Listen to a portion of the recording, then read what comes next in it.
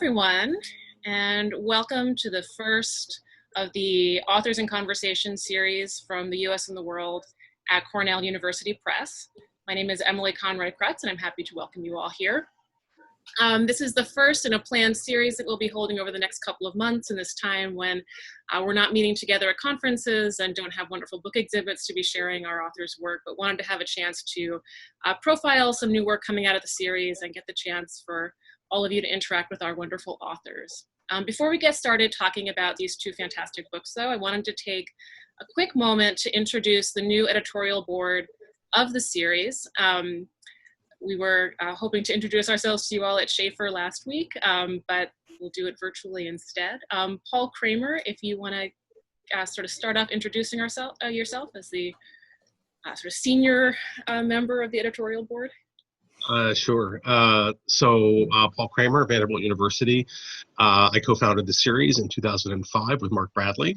And yeah, it's very exciting to be kicking off this series. For myself, I work on issues of race, migration, gender, U.S. empire, and I'm completing a book right now on the methodology of transnational U.S. history. So yeah, really looking forward to the conversation. Excellent. And Ben Coates.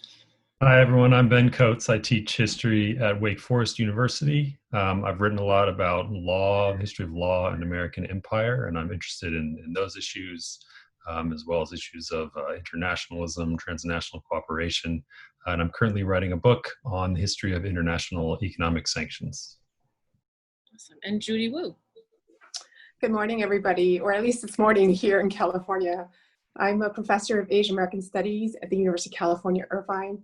I also direct the Humanities Center. And I had the great honor of being published in the series.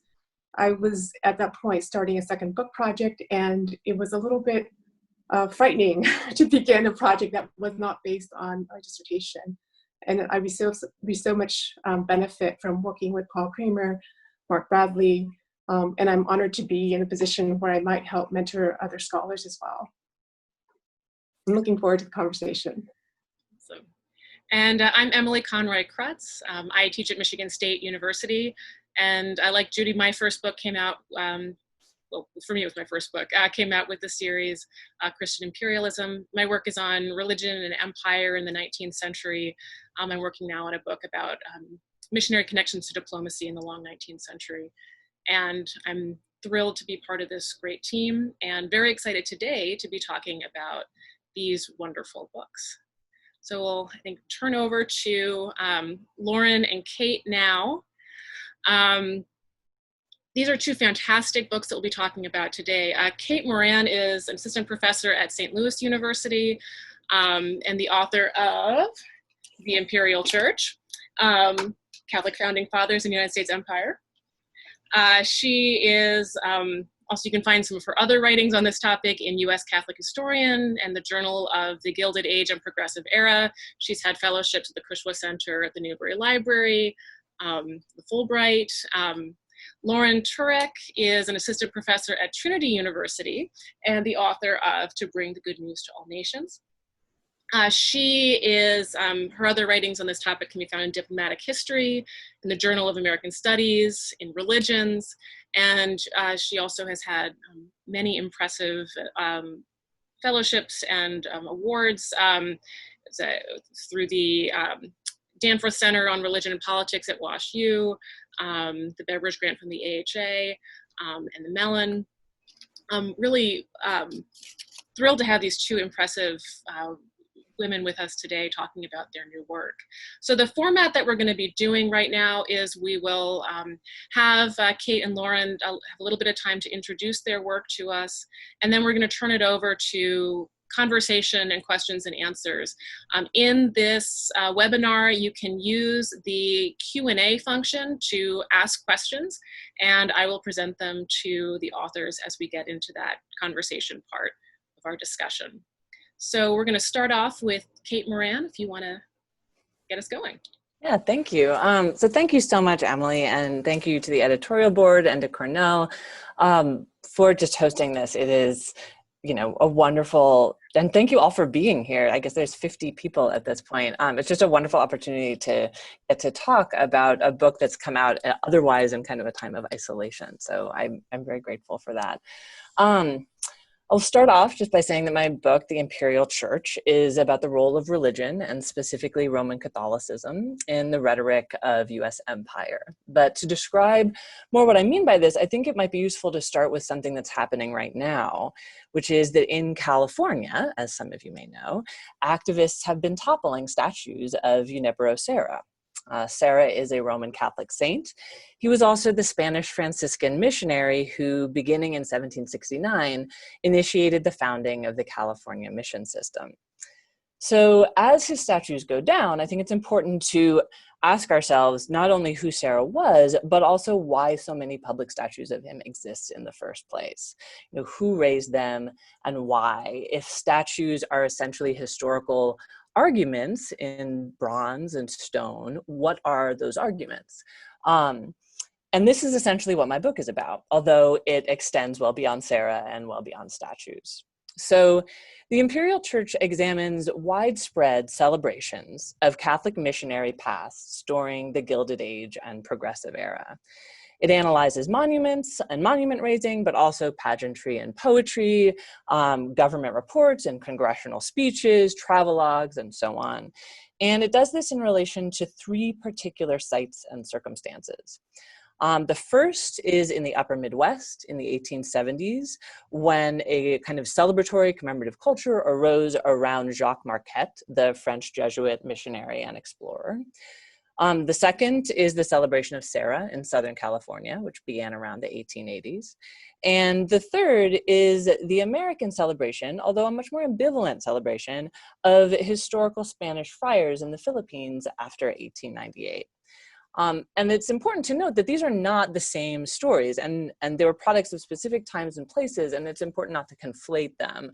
So for example, the celebration of a French Jesuit drew on different histories and different discursive traditions than would the celebration of a Spanish Franciscan, for example. Or, the Midwest at this moment was on the path to becoming a global center of manufacturing and commerce. The Philippines was the site of an anti-colonial war against Spain, then one between Filipino national forces and nationalist forces and the United States, and the overlapping and subsequent process of US colonial state building. So the ways in which different Catholic pasts were invoked in each place were highly situational and contingent. However, I think it's possible to talk about these histories together. They share some commonalities, and I will kind of briefly summarize the two main ones in my book. The first is that these were cross-confessional efforts. They were often led by Protestants. In each place, Protestants worked with Catholic lay people and members of the Catholic hierarchy to commemorate Catholic pasts. And they did this during an era known for waves of sometimes violent anti-Catholicism. And some of them indeed saw themselves as fighting that anti-Catholicism. So in a sense, this is part of the history of American religious pluralism. But, and this is my second point, but it's also part of the history of US empire, because in all of these places, in different ways, Catholic missionaries were celebrated as kind of imperial founding fathers. Boosters and journalists and tourists and politicians, they compared these missionaries to the Puritans, to the Pilgrims, and to the American revolutionaries. They drew them into this kind of cross-confessional pantheon of American founding, or US really national and imperial founding heroes. And in the process, they cast men like Serra as effective agents of conquest, of uplift, and of economic growth, arguing that they could serve both as origins and as kind of models for American civilizing empire. So that's the basic gist of the argument of the book. There's a couple other things that I would mention. One is that to the extent that this is a story about American religious pluralism, it is a story about its mechanisms and its limits. Because the cross-confessional embrace depicted here was predicated on. And in fact, I think it was reliant on a fantasy of a common white Euro-American Christianizing and civilizing project. And because this necessarily meant that only certain forms and certain representatives of Catholicism would be embraced in this way. The second thing is that this also represented a really novel version of a U.S. origin story. That this, kind of against narratives of American history that stressed British colonial origins and a manifest destiny to expand across the continent. These were celebrations of Catholic missionaries that were far less Protestant as celebrations and far less exceptionalist. They reached back into histories of Catholic empire and they embraced a vision of a kind of cross-confessional civilizing work and inter-imperial influence and inheritance. So this book illuminates, I hope, a rhetorical world that I think was common and widespread at the time, but that we've somewhat lost sight of in the present. And in that sense, it's a work of historical reconstruction. But I think, and I'll end here, I think it also intervenes in a couple historiographical fields or arenas. The first is in terms of the historiography of American Catholicism. This book participates in a larger move to decenter histories of European immigration and the Atlantic seaboard, and to demonstrate the importance of histories of Catholics and Catholicism in the US West and in overseas colonial spaces. It also challenges, I think, the dominance of this rise and fall of anti-Catholicism master narrative and asks how we might restructure histories of the changing place of Catholicism in US culture through an attention to other types of language about Catholicism.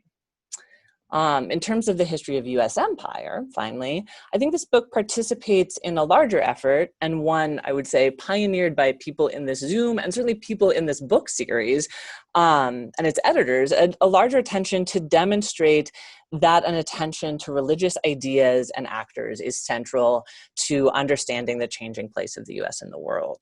And more specifically, it argues that religiously inflected justifications for and understandings of US empire go well beyond the city on the hill and manifest destiny and a focus on Protestantism in general. In short, it argues that religious dimensions of American imperial rhetoric have been as cross-confessional as the imperial nation itself. So thank you.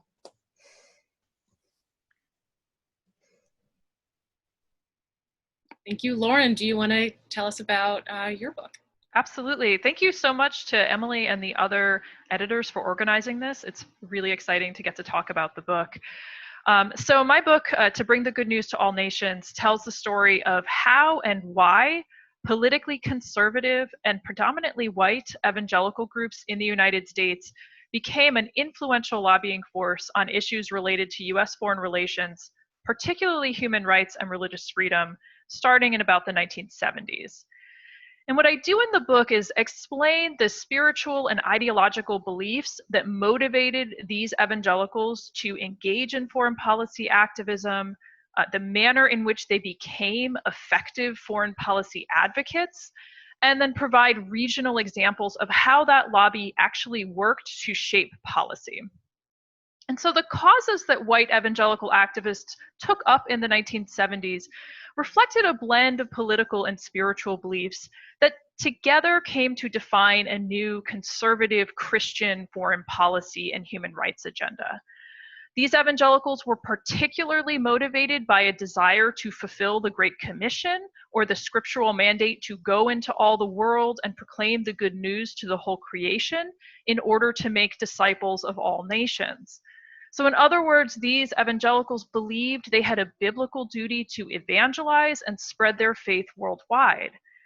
And they became increasingly anxious about this evangelistic task in the 1960s and 1970s for a range of reasons, but partly because they believed that the parts of the world where the population was growing the fastest, Africa, Asia, Latin America, the Middle East, that those places did not have enough Christians or missionaries to do the job.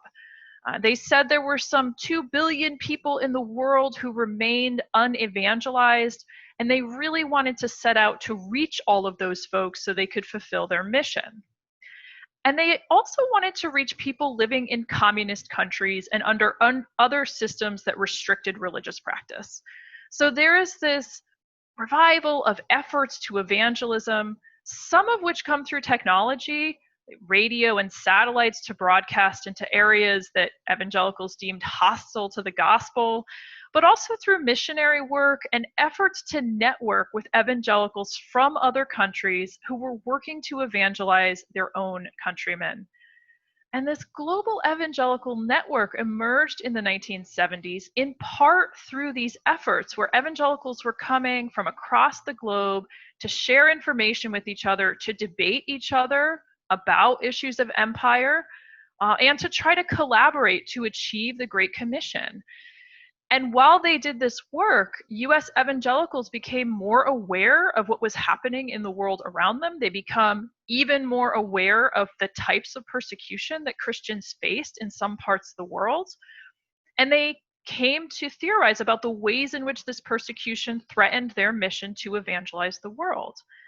And they believed earnestly that by following their biblical command to share the gospel, they were offering all of mankind the opportunity to achieve eternal salvation through faith in Jesus Christ. And over time, they came to view the freedom of conscience, by which they meant their freedom to evangelize and the freedom of the unreached to hear the gospel, as a core human right, the most vital human right.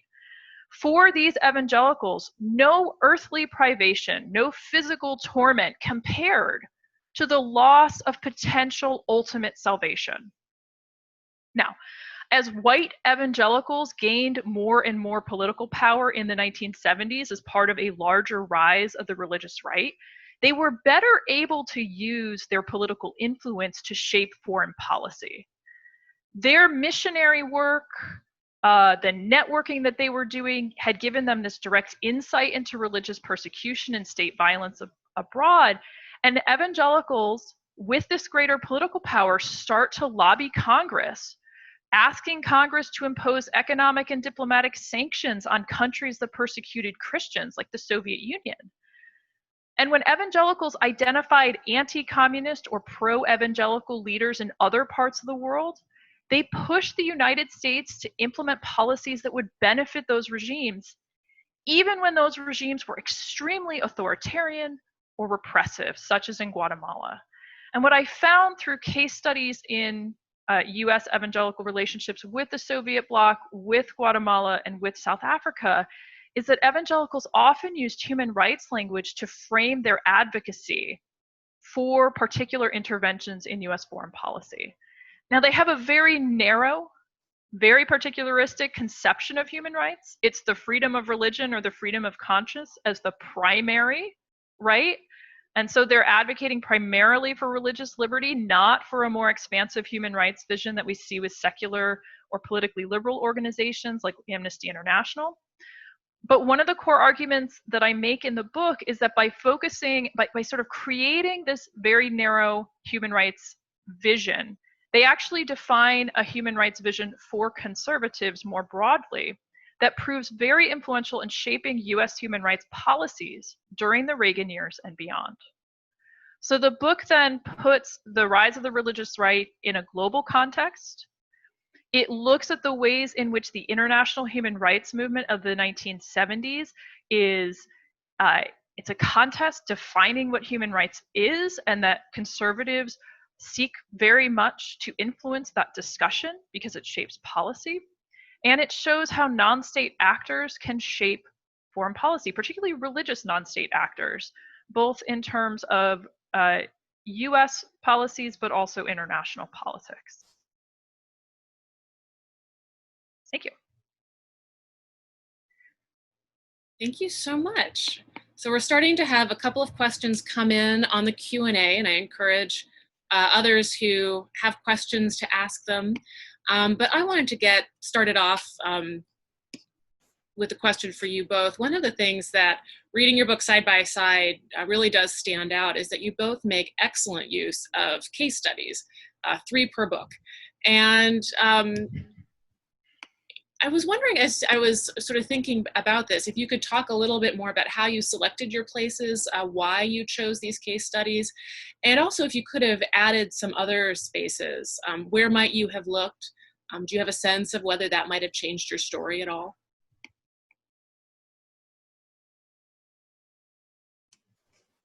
I'll go first, I guess. We have to figure out a code for this on Zoom. I thank you. That's a great question, and it's a question that gets to some of the, I think, messiness of the creation of projects like these. So my project began not so much as, I didn't know that I was going to be writing about U.S. empire. I began originally interested in kind of these patterns of representations of Catholicism that I thought didn't fit into what I knew about the story of anti-Catholicism. And so because, I'm from California, and because it's so obvious there, I kind of started there and then realized that a connection to the Philippines would be really valuable. It kind of grew from there. But there were also places that I explored that never made it into the book. So for example, I did a lot of research, and I'm finishing an article now on American Protestants going to Italy after the end of the Italian Risorgimento and commenting on the fate of the Pope, and the fact that they commented on him in these very sympathetic tones, like, oh, he's this trapped and tragic Pope now after he has lost temporal power. And for a while that seemed to fit in with the whole story, and then it didn't. So I think part of the balance here was trying to really choose and focus on case studies that would allow some diversity, but would also kind of cohere together. As I was finishing the project, I realized there were so many others that could be included. So I will give a brief summary of what some of those might be, in the interest of encouraging people to do research on these. I think it would be fascinating to look at Guam and Puerto Rico. I think the story is very different in Guam, and somewhat different in Puerto Rico. In Guam, you had the expulsion of priests by the Navy.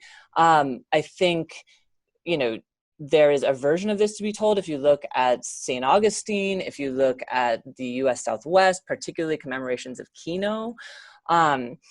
And then I think there's actually potentially some really unexpected places. Like, my favorite example of this is that in Georgia in the late 19th century, there was this kind of commemorative craze for these buildings that were being marketed as old missions, and that turned out to be, I think, old 19th century sugar mills that were just getting marketed as missions. So this goes well beyond even territories, even kind of actual Catholic mission histories.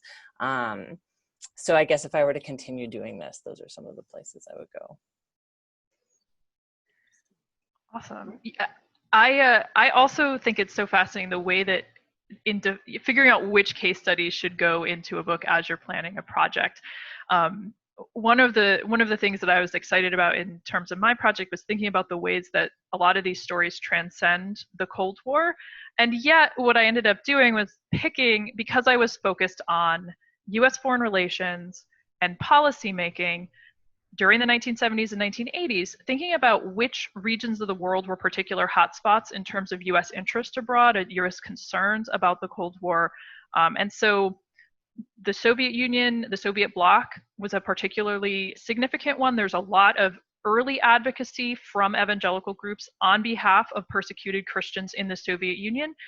That is where I see the original genesis of a lot of this language around human rights. So that was, of course, a sort of natural case study. And it's one where evangelicals proved particularly effective at achieving their foreign policy aims, by which I mean they were very effective at pushing for sanctions against governments that were persecuting Christians and advocating behind the scenes for the release of religious and political prisoners. So they're very effective at getting that messaging out and really hammering the Carter administration, the Reagan administration to continue to advocate for these things.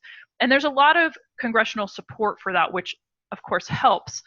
So that's a case where I saw, even when, as in the case of Romania, the evangelical groups actually working against some of what the Reagan administration wants, they're still very effective. So it's a case study that shows their effectiveness.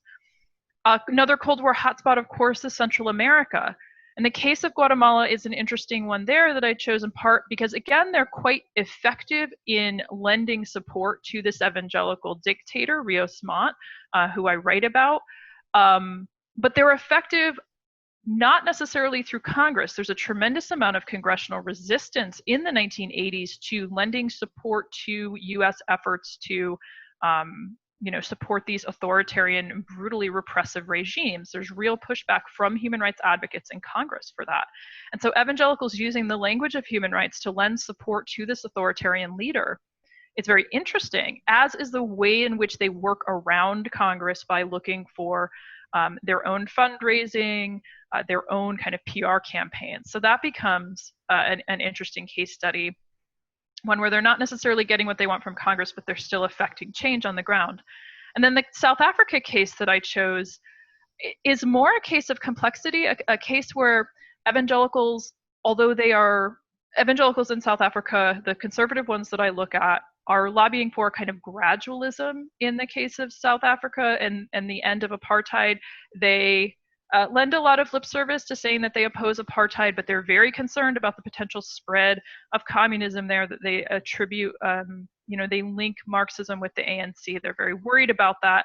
And so they're gradualists, and they, that comes off as being, supportive of the apartheid regime. And so even though they work very hard with the Reagan administration to try to resist the sanctions and divestment campaigns that are, very strongly supported in Congress, they're not successful in blocking the Comprehensive Anti-Apartheid Act. They're not successful in shifting the narrative, though they're an important player there. And what's interesting in that case is that evangelicals on the ground in South Africa actually start to push evangelicals in the United States to think differently about what the actual threat to evangelism is. Is it Marxism? No, it really is apartheid. So over time, they come to shift away from that. So I wanted to look at different types of different locations, but also different types of lobbying, different ways in which they're effective or not. And if I'd had the language skills, I would have loved to have done a comparative case study of North and South Korea, particularly given the tremendous growth of Pentecostalism in South Korea. My sense is that the set of concerns about religious freedom as it relates to human rights would have been similar in the case of North Korea, with the example of Pentecostalism growing in the South being sort of exciting for evangelicals, and then the challenge of finding effective foreign policy levers to deal with the North Korean regime, which would not respond in the same way that, say, the Soviet Union might. That might have been interesting to consider. I've got a related question in the Q&A asking about the Middle East, and to what extent does the sort of evangelical interest in the Middle East, is that unique or similar to other cases you're looking at? So I often got this question about, well, like, what about Israel? What about Israel? Because when everybody thinks about U.S. foreign relations and evangelicals, that's the first thing they think of because of the contemporary interest.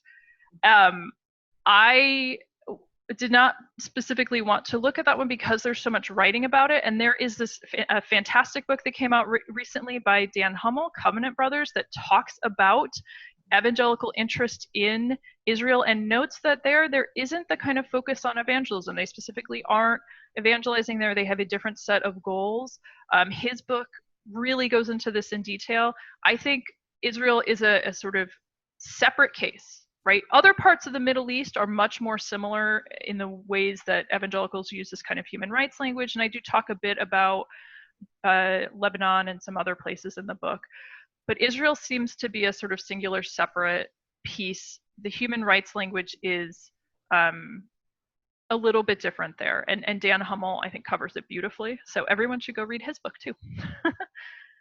We've got some great questions in here. I've got sort of a brief big question from Chris, which is, where do you see your books in terms of the wave or waves of scholarships dedicated to religion and the U.S. role in the world? In light of your contributions, where are we headed next?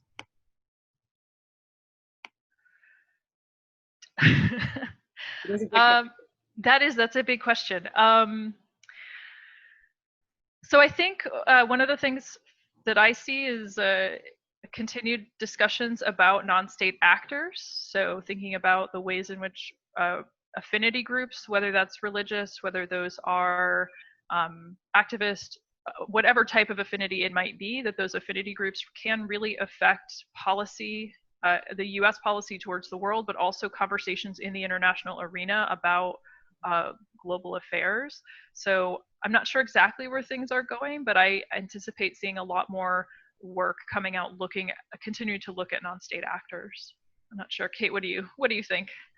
I think, I'm not sure this is allowed, but I would like to invoke one of the other questions in the Q&A, actually. Steve Brady has asked, whether American Catholic history has not been as internationalist, kind of, as the history of American evangelicalism. And I think it's a great question and gets to this, because I think one of the ways because my answer to that question would be that actually I think it has been, but not identified as such. There's great work on Catholic women religious, for example, and their works in Latin America, for example. There's been, there's John McGreevy's work on Jesuits. There's been a lot of scholarship on Catholicism and American Catholicism in a kind of a global framework, in part because the church is such a kind of massive global institution, but I think it's often done under the language of Catholic studies or religious studies, or under that rubric. And so I would say kind of, perhaps what will happen, or what I would even love to see happen, is a reaching out across those disciplinary borders. And that includes not just Catholics. So one of my very favorite books recently, that I think some people in the participants here have also read, on kind of religion and I would say settler colonialism, is David Walker's book, Railroading Religion, which is about Mormons and tourists and railroads and government bureaucracy in kind of the making of the American West.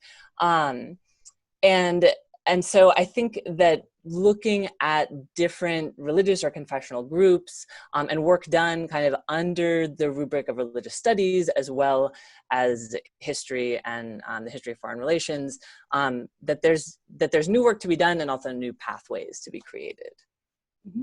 I think that gets us to a question that Sherry Rabin asked at the top of the Q&A, where she says, "Kate, saying, I love how you're thinking about non-Protestant religion, memory, region, and empire," and notes the Jews she studied nurtured imperial narratives built on anti-Catholicism and invocations of the Inquisition in particular, in order to create a common enemy between Jews and Protestant Americans. So some really interesting connections there. And she asks where and how Columbus fits into your story from that. That's a really good question. And I've been thinking of that more, again, as Columbus statues are also being toppled. I think it's a contemporary, I think there's a parallel story basically with Columbus. I mean, clearly Columbus and I don't want to go beyond the bounds of my knowledge here, but from my understanding, Columbus, the kind of some of the origins of the celebration of Columbus was also tied to this self-consciously kind of Catholic attempt to claim participation in the origins of the nation, that you have the Knights of Columbus and stuff like that. And up to the present, the debates about Columbus have been even more, I think, explicitly about empire broadly and about Catholic inclusion than have some of the debates about Sarah. That the debates about Sarah go in other places. They have to do with the fact that he's a canonized saint. They have to do with the fact, with debates over exactly what was happening on the missions and what accounts for the very high death rate and things like this, all of which I think are important debates. But Columbus has been much more explicitly, I think, owned by some Italian Catholic communities in particular as an important representative. And so this kind of tension between, on the one hand, this at least, I don't want to say Catholic inclusion, but this kind of like ritual of Catholic inclusion in the built environment. And on the other hand, this critique of the violence of imperial history, that these come together even more so, I would think, in this history of Columbus. Excellent. Lauren, we got a question from Melanie about if you can talk more about Protestant-Catholic relations that are part of your story. Absolutely. Yeah, that's such a great question. One of the places that I found that to be particularly interesting was, of course, looking in the Central American case and looking in Guatemala, because here's a country that is predominantly Catholic, predominantly already Christian, and yet there is this sense from evangelicals that that doesn't count. We need to go and evangelize those people. They need to become evangelical.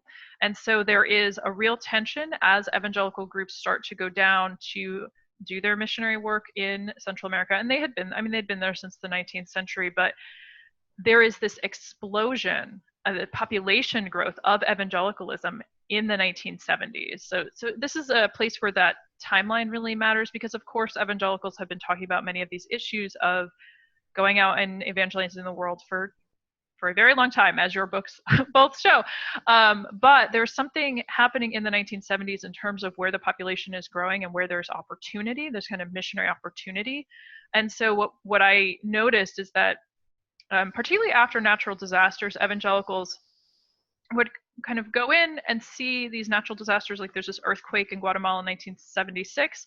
A large number of many non-denominational evangelical groups go down to Guatemala to plant churches and then spread out from there. So local evangelicals convert others, and then they try to go out. And of course, this sets up this conflict with Catholics in not just Guatemala, but in Honduras and in other countries in Central and Latin America, so that there's this tension that exists there. And so the governments in those countries, they are responding in some ways to those tensions. And so for authoritarian governments, they look at Catholics, they see the kind of Catholic population sometimes as being more leaning towards the left, right? The sort of trend of liberation theology. And so they might be more welcoming and open to right-leaning evangelicals who seem to have connections with the United States, but if nothing else, or at least kind of falling into this line of keeping the status quo, not really rustling too much up the top. So they become very appealing to right-wing leaders. It's more complicated in other countries, like in Nicaragua, where you have such a sort of diverse kind of set of religious commitments, where some evangelicals are left-leaning and some are right-leaning, and same with the Catholics, and it becomes a little bit more mixed. But so the sort of short story is it gets complicated, and there's a lot of tension there, and that affects not just U.S. relations with those countries, but relations within those countries. Mm-hmm. I think with that brings us to sort of the broader question of Protestant-Catholic relations, and something that's so important to Kate's story, which is how this sort of celebration of a Catholic past works in with anti-Catholicism as well. And we actually did get a question from Richard about this, wondering if you could talk a little bit more about how the efforts to weave these stories of Catholic founding fathers interacted with anti-Catholicism and suspicion, particularly in this 19th century period, where we were talking before before we made the conversation live about how this is how we've all been teaching U.S. Catholic history in the 19th century, the story of anti-Catholicism. And so how does your story work in with that? Yeah, thank you. I think there's two answers to that question. One is that particularly in terms of the kind of fear of a monarchical Catholicism, this stands in direct opposition to that, right? That if anti-Catholicism, if one strain of anti-Catholicism was this celebration of kind of a putatively,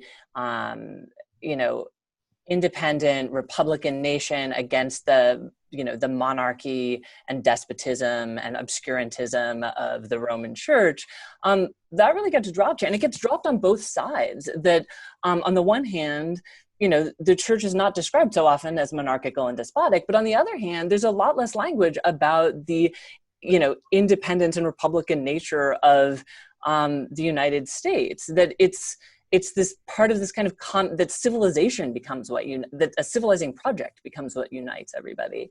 So that's one level of answer. The other level of answer I would give is that I think that these things existed simultaneously and are entwined with one another. That one of the and what I mean by these things is this kind of anti-Catholicism and the particular attractions to Catholic past that I'm writing about. That one of the hardest questions to answer as I was writing this book, and that I would often get was, oh, so you're writing about the beginning of the end of anti-Catholicism, right? And I couldn't say yes to that, even though sometimes I wanted to, because first of all, because it's clearly not the end of anti-Catholicism in the United States. You know, you've got the rabidly anti-Catholic second KKK in the 1920s. You've got Paul Blanchard later. And also because while some of the people I write about were very explicit and very kind of proud, and I would say even marketed what they were doing as anti-Catholic, as fighting anti-Catholic bigotry, others could just as easily say other kind of anti-Catholic things when they were talking about something else. So this wasn't like a coherent movement against anti-Catholicism. What it was a way of talking about Catholicism, or of, you know, as I kind of say in the book, of like thinking with Catholicism to think about US empire, and that this could go hand in hand with other ways of thinking with Catholicism that could also be very anti-Catholic, to think about something like gender roles. And that part of what I mean when I think about maybe we can shift the way we teach some of the kind of big structures of thought about Catholicism in the United States, is to say, rather than just or primarily being interested in what Protestants are saying about Catholics for its positive or negative valence, you know, whether it's like pro or anti-Catholic, to pay more attention to kind of what discursive traditions they are a part of, whether that's anti-Catholic or kind of philo-Catholic or a strange mixture of both. I hope that answers the question. Yeah, that's great. I found that language of thinking with Catholicism that you use in the book so incredibly powerful and really useful. I'd like to combine two of the questions we've got here. Nicole wanted to hear more about the sources you're using. And Sarah also asked if you could give us a primary source aha moment that you had while researching your books. And I'd love to hear more about that too. So for my book, I used a very wide range of government and religious sources. So everything from State Department documents, CIA documents, the congressional record, and then state documents from South Africa and Guatemala, as well as religious documents. So denominational newsletters, letters home from missionaries, all sorts of periodical publications from evangelicals, letters to Congress people, letters to the president, materials related to vigils, just sort of a wide array. So I went to archives, I went to the presidential libraries from the period I was studying, I went to the National Archives here in South Africa, I went to archives in Guatemala to see what was available.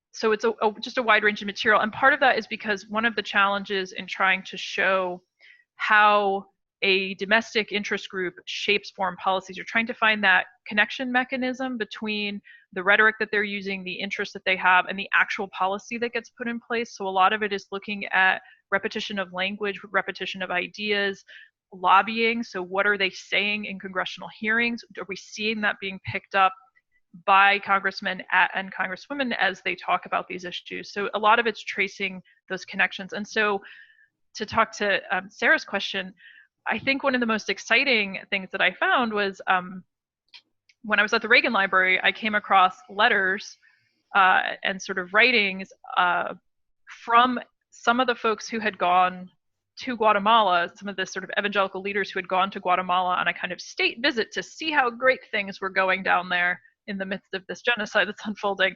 But there's letters to the Reagan administration from some of the folks who went, using some of the language that we then later see. So it's like showing that transmission mechanism of ideas that was so crucial. So that was my big like, aha, they're really getting up there. It's going all the way to the top.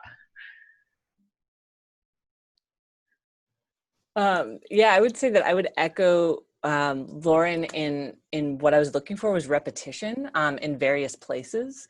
And so I used a combination of like what I wanted to make an argument about was kind of popular discourse loosely defined. And so I used, on the one hand, a combination of kind of widely available print culture sources, both high circulation, newspapers and magazines, and also, elements of the religious press, and also very local archival sources. So I went to archives in Manila and Milwaukee and Chicago and Los Angeles and other places.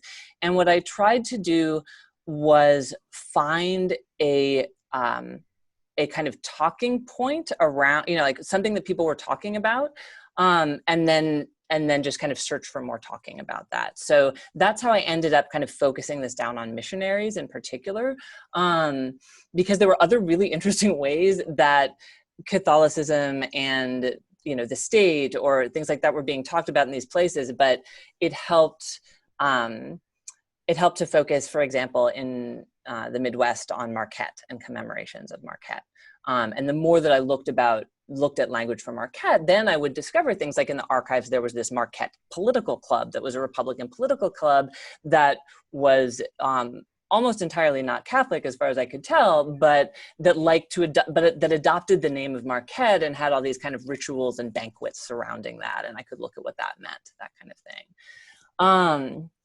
In terms of discoveries, I think actually, probably this one also had to do with Marquette. The thing that I was most surprised by, and that it was as I was reading it, I thought maybe everybody knew this, and I just didn't. Which was that Marquette's journals were the source for the end of Longfellow's Hiawatha. That the black robe priest, the prophet, at the end of Hiawatha, pretty much parrots what Marquette says in his journals, and that Hiawatha was of course written earlier, but that there was this massive kind of Hiawatha fad in the late 19th century. And so it was really fascinating in the way that I think Lauren is talking about, to be able to track these things, that you've got language about Marquette being used in kind of historical society speeches in Chicago, and then also kind of surrounding this Hiawatha vogue. So yeah. I've got a kind of cluster of a couple of questions around theology. So I was wondering so we got a question from Ian for Kate and a question for Lauren from Joseph. Here, I wonder if we could sort of have a group conversation around sort of how theology plays into your stories. So Ian asks sort of Kate to think about, to the extent that your book focuses on representations of Catholicism, how do you think about theology as a substantive causal factor in this history? And how do theological differences get addressed and or resolved in these cross-confessional efforts? And for Lauren, thinking about, Joseph points to scholars like Neil Young have pointed to the tenuous power of the religious right, in that they didn't agree on matters of theology. And so are there battles over the Great Commission and evangelization and what it meant as a white Protestants to use their growing political power to missionize? So kind of big, broad questions about theology, but specific to each of you. Do you want to go first, Kate, or? Sure. Let's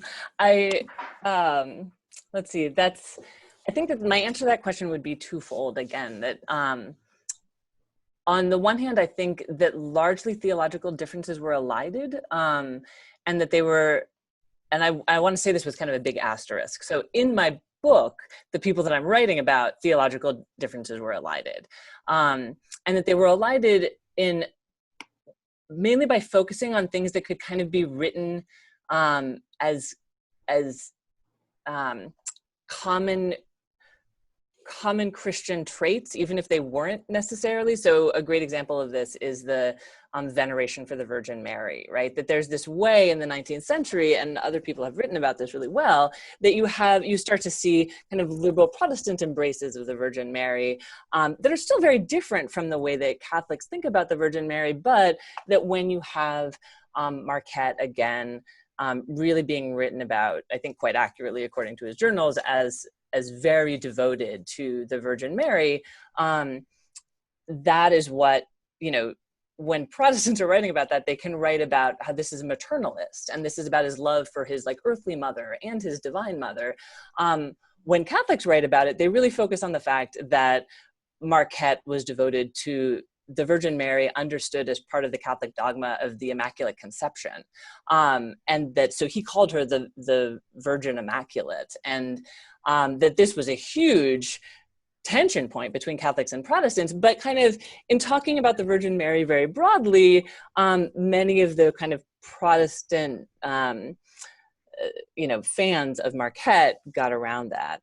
So that's the first answer, but the big asterisk is that this also gets back to sources, and that if I had been using different sources, this would appear different. So for example, there's a high number of Unitarians in my book, and this is something that I didn't get to explore, but that is, I think, pretty important. And I talked to a historian of Unitarians who was saying that actually there's these great sources in Unitarian archives of right from around this time of Unitarian schools that are teaching comparative religions and that are talking about some of the same figures. And so I think if I had used like those sources, I would have a different answer to your question. Yeah, and to sort of pick up on that in terms of questions of eliding differences, this is where separating out evangelicals from the religious right, thinking about those as being not necessarily always constituting the same groups. When looking at evangelicals, there were a lot of debates that I explored in the book, but there was not much debate about the goal of evangelizing the world. There was a lot of debate about how that should be approached. So my first chapter looks at the 1974 International Congress on World Evangelization that Billy Graham holds, where he brings together evangelicals from throughout the world, including a number of evangelicals from the global south, sort of all over, right? Including evangelicals from Latin America who speak out very strongly against US evangelicals for being imperialistic in their missionary work. And there's a huge debate that unfolds about, should US evangelicals be going out to these other countries to evangelize? And it's a debate that is elided and not solved. Regardless of where they're at, there's an agreement that they should be evangelizing. The question is who should be doing it, to whom, and how. So within evangelicals, there's a debate, but not a theological debate about whether they should be evangelizing. Now, in terms of thinking about evangelicals in their relationship with other sort of member groups of the religious right, which is of course much broader, that's where the language of religious freedom as promoting a human right becomes a way to elide potential theological differences. Religious freedom, very powerful. Who doesn't want to be on the side of religious freedom? Becomes a way to kind of smooth over what might otherwise be potentially troubling theological disagreements, because at the heart of it, if you're saying you're promoting religious freedom, we can kind of ignore what that may actually mean in practice. So that's where that comes in. And so a lot of the theological aspects I look at are within and among evangelicals, and disagreements among them about what the goals should be and how it should look like. But the kind of end goal, the outcome, they seem to pretty well agree on. I want to jump in on that theme of religious freedom that you just brought up, because it is something that comes up, of course, in both of your books, but with very different definitions and very different meanings in these two contexts. And I mean, I think one of the things that's so fun about having the two of you together is that we are talking about very different time periods here. And I think it's wonderful when historians can get together and connect the 19th and the 20th centuries like they are connected. And we have a question here too from Augusta about sort of post-Cold War changes too. So I was wondering if we could sort of think about maybe religious freedom as a way to think about those chronological differences between Kate's story and Lauren's, and what comes after, maybe what comes before. How are your actors defining religious freedom? The idea of religious freedom as a human right seems like it's a new thing in Lauren's project. It's kind of unfamiliar sort of way of talking about it, certainly for the period I study, and in Kate's. So I was wondering if you could talk a little bit more about how we define, or how the people you're talking about define that, and how sort of chronological differences here matter. Okay, in honor of chronology, then I'll go first. I think I love that question, and I also want to hear Lauren's answer to it as well. I think that in my book, religious freedom comes up most kind of substantively in the 2 chapters on the Philippines. And there's 3 important elements of it that may get to this. The first is that it justifies, or it is used to justify, U.S. presence in the Philippines with this kind of rhetorical sleight of hand. You know, like, we are here to bring freedom. That freedom is defined as religious freedom, not so much necessarily other freedoms. And people have written a lot about this recently. So Tisa Wenger's book, Anna Su's book, all go into this in relation to the Philippines in particular in a lot of detail. When thinking about it specifically in relationship to Catholics, I think that 2 other things come up. One is that this language of religious freedom as something brought by American colonizers is really, it is enabled by the presence of Catholics and kind of U.S. civil authorities' willingness and ability to incorporate them into, into a kind of American decision, into policymaking. And that, so they become this kind of model of a religious other to incorporate. Like, here we are kind of, bona fides for religious freedom are the fact that we are, kind of using a Jesuit as an advisor and encouraging and in fact looking for Catholic teachers to come over to teach in this new non-sectarian school system, that kind of thing. Also, of course, this radically constrained the definition of what American Catholicism was, and it defined it in a very particular way. So one of the things that happens through this invocation of Catholics as an important part of the American colonial project in the Philippines is this definition of American Catholicism as both embracing clerical authority, which many American Catholics would not at that time have really cottoned onto, and also that it is a Catholicism that is at least willing and able to live in a multi-confessional state, which is also something that pushes against, statements coming out of the Vatican, for example. And so through this moment, kind of a particular kind of Catholicism gets foregrounded and defined, and that is to the benefit of some Catholics in the United States and to the detriment of others, particularly these kind of, jostlings for access to state power amidst the Catholic hierarchy in the United States.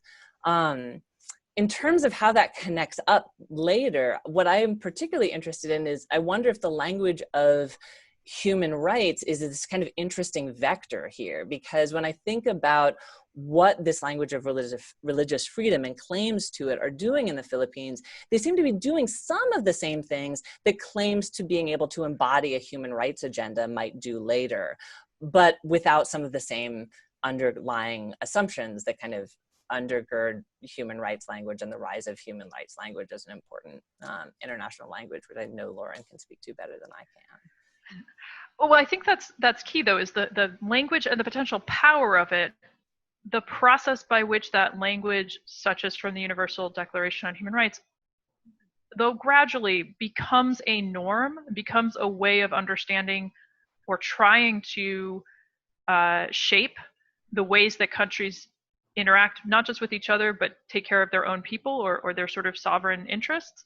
And so for me, looking at the ways that those ideas that are in circulation in the 1970s, ideas about what human rights mean, the way they're being debated, the way that they are being enforced or just in breach, and how that shapes the way the world is thinking about that as a norm, that influences affinity groups in the United States. And so one of the things that I notice in the book, that I talk about in the book, is the ways in which evangelicals are watching as Jewish interest groups in the United States advocate for their co-religionists in the Soviet Union using a language of human rights, saying that what's happening in the Soviet Union is a violation of their human rights, and then translating that into policies that sanction the Soviet Union and are very effective.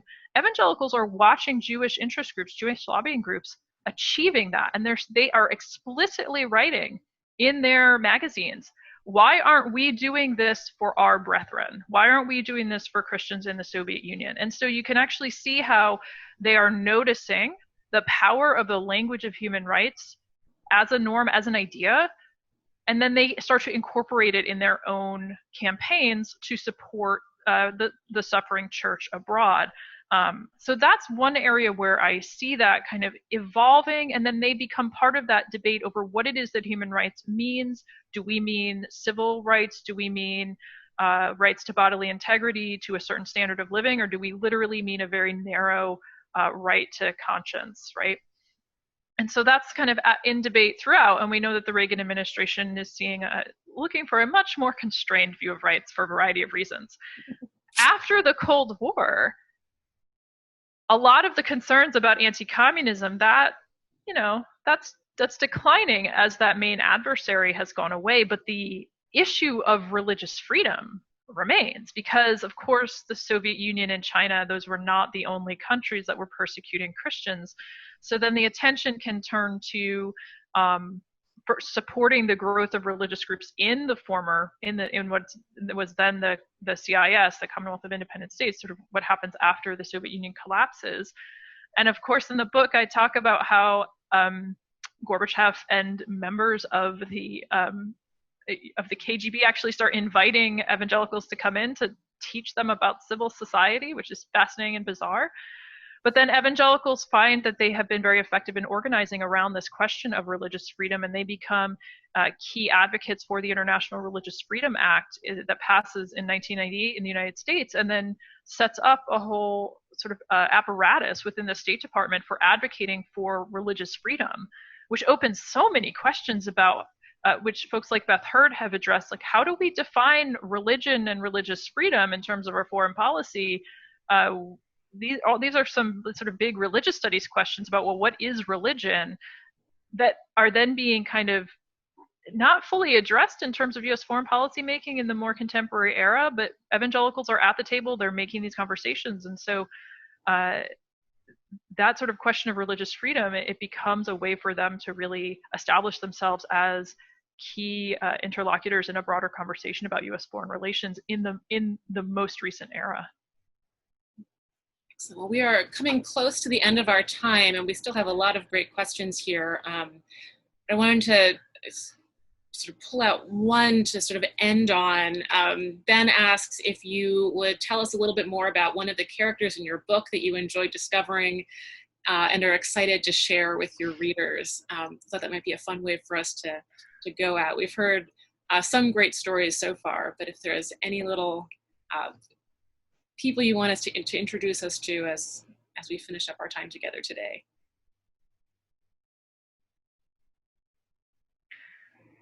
I'll go ahead. I mean, I wrote a chapter about technology and the ways that radio and satellite technology played into the process of creating this global evangelical network. And the figure it's Ben Armstrong. He was the head of the National Religious Broadcaster, so it's not like he's an unknown figure. But he wrote so many fascinating things about the power of satellites, which he interpreted through a prophetic lens, saying that perhaps communication satellites might be the angel from Revelation that would share the gospel to the world. And I found that to be such an evocative and interesting interpretation. And so his writing about the ways in which satellite technology could be part of this process of global evangelical expansion really fascinated me. And so that was one chapter where I really could get into some of the theological aspects in more detail, and some of these characters and the way that they looked at the world around them through this focused lens on evangelism.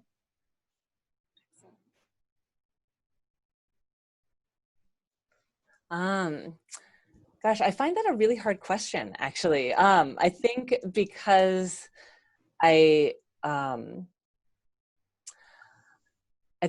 because I've been living with them for so long that they seem very familiar characters at this point. I think when I first started, I mentioned that I started the book working on the chapter on California. And I think when I first started in California, one of the figures who was interesting then and remains interesting to me is Frank Miller, who opened this hotel in Riverside, California, that is still open. And if you haven't been there and you're ever in the area, you should absolutely go to. It's called the Mission Inn, and it is this just kind of gigantic evocation of an imagined mission that's also a whole bunch of other things at the same time. And the reason that I found him continuously compelling is that he began, I began to read about him just as this proprietor of this inn. And then the more I read about him, the more I realized that he made connection.